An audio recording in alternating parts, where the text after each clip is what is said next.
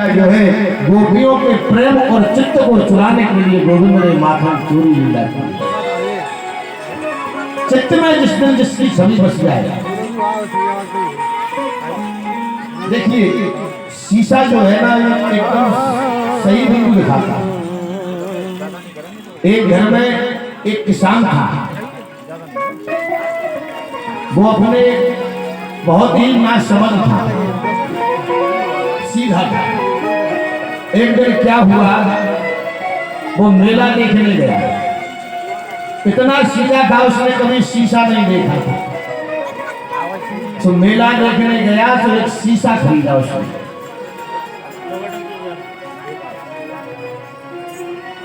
जो भी कथा सुनकर के यहाँ से जा रहे हैं, अभी या बीच में भंडारे की व्यवस्था चल रही है, भोजन पा करके ही जाएंगे, बिना भोजन के नहीं जाना। ग्राम सभा ने आज की तरफ से भंडारा दिया है, तो कोई भी बिना भोज के नहीं जाएगा। तो महाराज एक किसान था जो सरल था, इतना सरल था कि उसे ये नहीं पता नहीं था कि शीशा क्या होता है।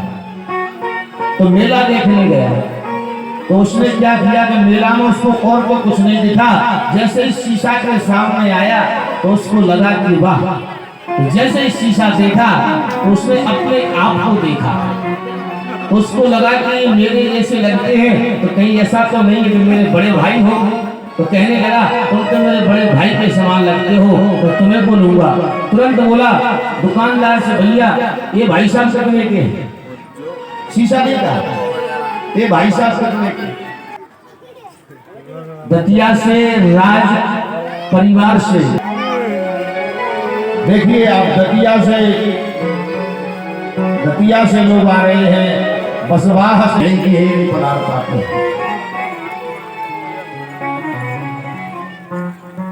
तो महाराज जैसे ही उस शीशे के सामने खड़ा हुआ तो वो दिन भर उस शीशे से बात करता है। उसको लगा कि ये ही सच है। ध्यान रखना, एक मुनि ने लिखा तो सच घर एक शीशा ले आया। कृषक मानो होता है किसान, और कैसे उसको देखता है, बात करता है, ढांक देता है। एक दिन उसकी पत्नी बोली कि बार बार इधर कर देखते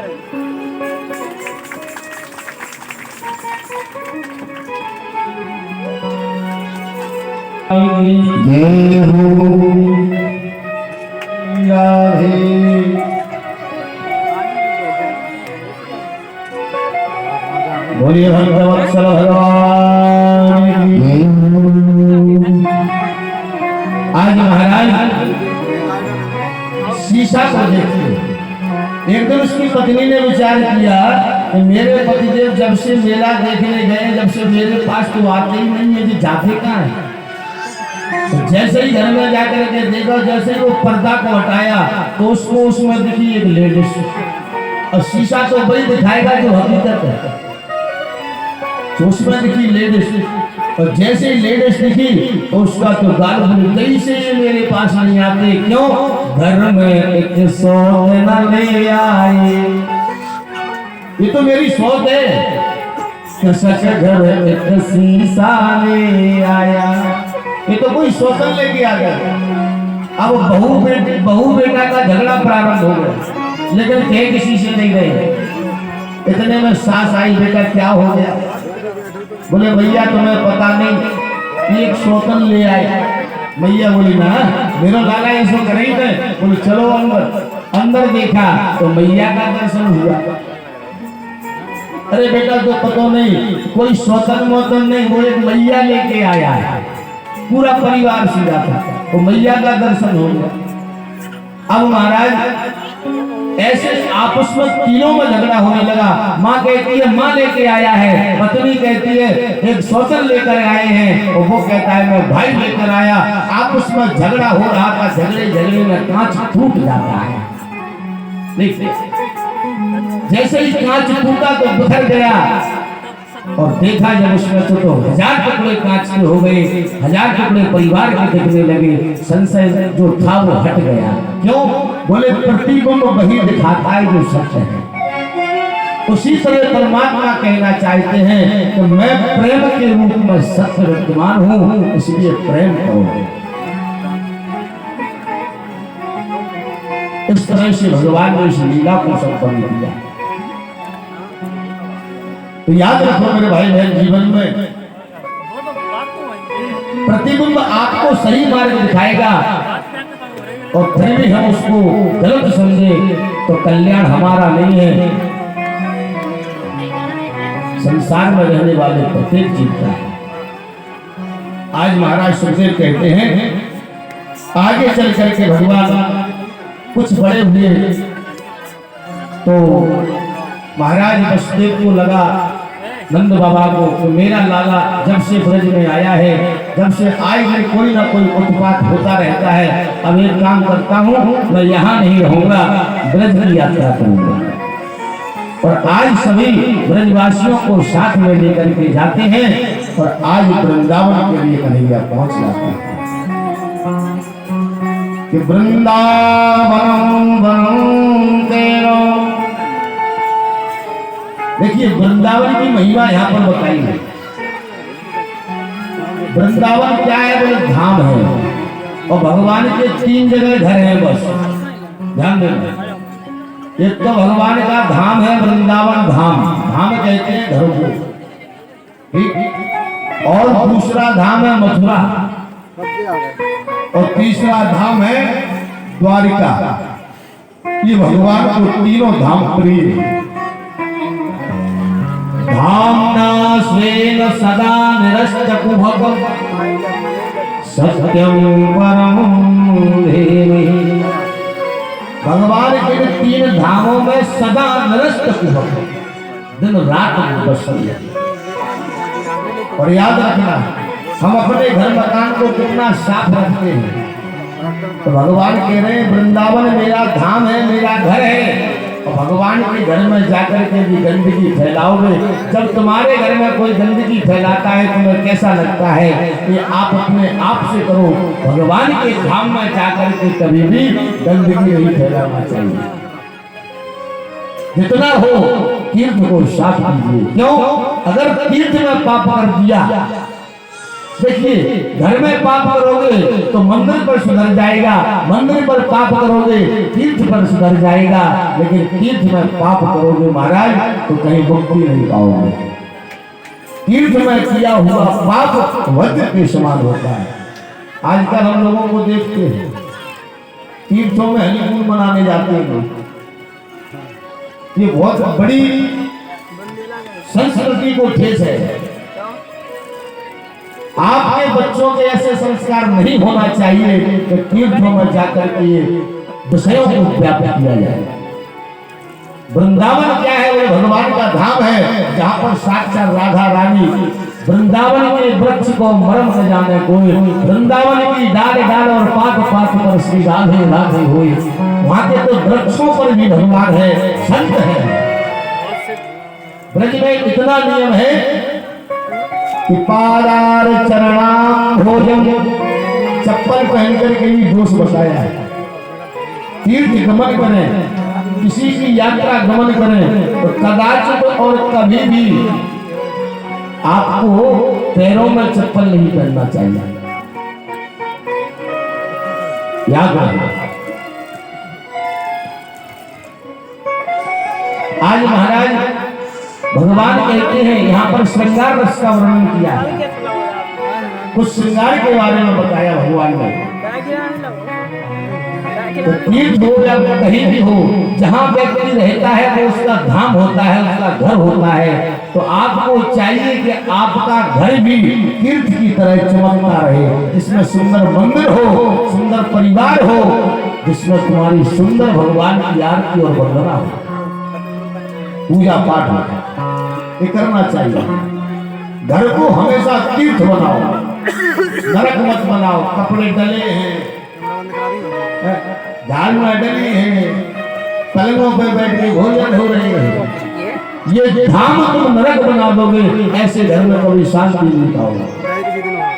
इसलिए घर को जितना चमका सकते हो उतना चमका करके रखो। ये मैं आपको शिक्षा इसलिए दे रहा हूँ कि आप लोग पूजा तो बहुत कर रही हैं, तो यहाँ पर बताया है कि जिस बर्तन पर कीट जमी रहती है वो ब्रह्म हत्या है। जिस बर्तन पर काई जम जाती है उसका पानी पीने से, उससे जल चढ़ाने से ब्रह्म हत्या का दोष लगता है। बोले कैसे? बोले महाराज ये इंद्र को श्राप लगी थी कि विश्व बृहस्पति को गुरु त्यागा था, विश्व गुरु को गुरु बनाया था, विश्वरूप को। कष्टा मुनि के पुत्र थे विश्वरूप, इन्हें गुरु बनाया। इन्होंने क्या किया तो देवताओं की आहुति कम दे रहे थे, देवताओं की ज्यादा दे रहे थे। इंद्र को क्रोध आ गया तो गुरु को ही सिर काट दिया। गुरु का सिर काटा तो ब्रह्म हत्या लग गई। तो 4 जगह ब्रह्म हत्या बटी है, ध्यान रखना। 4 कौन सी जगह? बोले पहली जो जगह है वो पृथ्वी को दी, जो ऊषर भूमि के रूप में। जिस पृथ्वी पर अन्न पैदा नहीं होता उसमें ना तो कभी यज्ञ करना चाहिए, ना उसमें कभी कोई फसल बोना चाहिए, और न उस फसल पर कोई यज्ञ अनुष्ठान का कोई काम नहीं करना चाहिए। जो ऊषर भूमि है, जिसे कहते हैं बंजर भूमि, उस पर यज्ञ भी नहीं होना चाहिए, मकान नहीं बनाना चाहिए, नहीं बर्बाद हो जाऊंगा। एक बात एक जगह की। दूसरी हत्या कहाँ दी इंद्र की? बोले जल को दी, जो कई के रूप में, झाग के रूप में। जिस जल में काई जम जाती है उस जल में स्नान नहीं करना चाहिए। हम तो देखते हैं ग्रामों में माताओं की टंकियों में इतनी इतनी कई रखी रहती। ये ब्रह्म हत्या का दोष है, इसे हटाओ, साफ करो। फूटा बर्तन कभी घर में मत रखो, आप कभी परेशान नहीं होंगे। अगर किसी ने फूटे बर्तन में किसी संत ने भोजन कर लिया या किसी ब्राह्मण ने, तो याद रखना भोजन जो होता है तृप्त होता है, और तृप्त रूपी भोजन अगर किसी ब्राह्मण को प्राप्त हो गए और उसने देखा कि बर्तन फूटा है, तो तुम्हारा जो भोजन का आशीर्वाद तृप्त में था वो अतृप्त में बदल जाएगा। छोटी छोटी सी चीजें जो हम गलत करती हैं। 2 बात। तीसरी बात, तीसरी जगह कहाँ है? बोले वृक्षों को दिया जो गोंद के रूप में। जिस वृक्ष में गोंद लगती है, वृक्ष की गोंद खाना नहीं चाहिए। जैसे ज्यादातर बमूर में लगती है, बमूर पेड़ की लकड़ी हवन में भी नहीं लगती, बमूर पेड़ की घटिया भी नहीं बनाना चाहिए। क्यों? वो ब्रह्म हत्या का प्रतीक है। बमूर की दांतों में ही करना चाहिए। गांव के कुछ लोग करते हैं, उनको बता रहे किसान भाइयों ध्यान से सुनो, ये ब्रह्म हत्या का दोष है। क्यों? इंद्र ने श्राप दिया तो उसकी श्राप बांट रहे हैं ब्रह्मा जी। और चौथी बात, माताओं को दिया। जो माताएं मासिक धर्म से होती है, रजस्वला हो जाती है, उन माताओं को भी कहते हैं उनका 5 दिन तक उनके हाथ से भोजन नहीं करना चाहिए। बोलो राधे राधे। तो उससे भी ब्रह्म हत्या का दोष लगता है। अगर आपकी नहीं चल रही तो भोजन करो, पर कोई भी ऐसा कार्य न करे जिससे आपको ब्रह्म हत्या लगे। सलग नहीं होना चाहिए।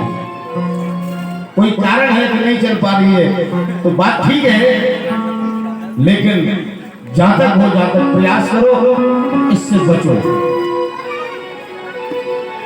ये चारों चीजें हमें पतन की ओर ले जाती हैं, और ये चारों चीजें हमें भाग्यश भी करती हैं, अच्छा भी करती हैं। कब? जब हम इनका सही इस्तेमाल करते हैं। तो सुखदेव जी कहते हैं, राजन, मनुष्य के जीवन में इस कामना को नहीं होना चाहिए। तो वृंदावन क्या है? तो भगवान का धाम है, और धाम में रहकर के अगर साफ सफाई नहीं है, आपके घर की स्वयं की सफाई, थापक धुआ चंदन लगाने से और खूब पेंटिंग और रगड़ा के मसाज कराने से चेहरा नहीं चमकता। भगवान कहते हैं, सुंदर किम सुंदरम, परम सुंदर तो वह है जिसके जीवन का आचरण सुंदर है। कहते हैं स्त्री चरित्रम, स्त्री का चरित्र सुंदर होता है, पुरुष का भाग्य सुंदर होता है। स्त्री का चरित्र पूछता है, पुरुष का भाग्य पूछता है। स्त्री चरित्रवान होना चाहिए, और चरित्रवान हो इससे नहीं बनेगा।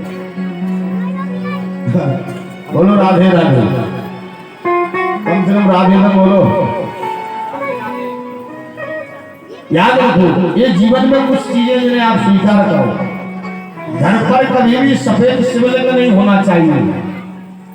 भागवत में वर्णन दिया है, तदपदलिंगम न्यूनम यज्ञम दरात बंधनम। भगवान कृष्ण श्रृंगार रस का वर्णन कर रहे हैं। तो देखो राजन, जीवन में जिसके घर पर सफेद शिवलिंग होता है वो शमशान का प्रतीक होता है। सफेद शिवलिंग ज्यादातर कहाँ होना चाहिए? शमशान पर, क्योंकि यहाँ पर भगवान जो है प्रेत और भूतों के साथ रहते हैं। और काला शिवलिंग जो है, जो समुद्र मंथन से निकला था, इसलिए वो लक्ष्मी का प्रतीक होता है। जिस गांव में काला शिवलिंग होगा वो गांव प्रभावशाली होता है, और जिसमें सफेद शिवलिंग होता है वो कभी प्रभावशाली नहीं हो सकता। गांव में और घर में सफेद शिवलिंग नहीं होना चाहिए। ज्यादा नगर के अंदर, नगर खेरा जिसको बोलते हैं, सफेद शिवलिंग जो है मोक्ष का कारक है, पीछे को लक्ष्मी का कारक है। और गृहस्थ के लिए क्या चाहिए? धन भी चाहिए, मोक्ष भी चाहिए, लेकिन पहले तो जीवन यापन करने के लिए धन भी चाहिए। याद रखना, कई लोग चीनी के शंकर जी रखे रहते हैं, ये गलत है। व्यवस्थाएं ठीक करो, थोड़ा पूजा पाठ करो, एक मूर्ति रखो, अपने स्थिति रखो, जय श्री राम, उसी में भजन करो, उसी से कल्याण होगा। ऐसा नहीं होता तो तुम मेला से चीनी के शंकर जी खरीद ले गए, पूजा में रख दिया। याद रखना मेरे भाई बहन, जीवन में कभी भी किसी को गिफ्ट दो तो गिफ्ट में भगवान मत देना। आजकल एक चलन देख रहा हूं मैं, माताएं बहनें शादियों में बच्चियों को लड्डू गोपाल दे रही है। ये पता नहीं कहां की प्रथा उन्होंने सीख ली। भगवान का कभी दान नहीं दिया जाता। क्या वो लड्डू गोपाल की सेवा घर पे नहीं करेगी? तो ये गलत है। भगवान कभी किसी को दान में नहीं देना चाहिए, और ना भगवान का दान कभी किसी से लेना चाहिए। इस बात को जीवन में याद रखना। ये अगर आप करते हो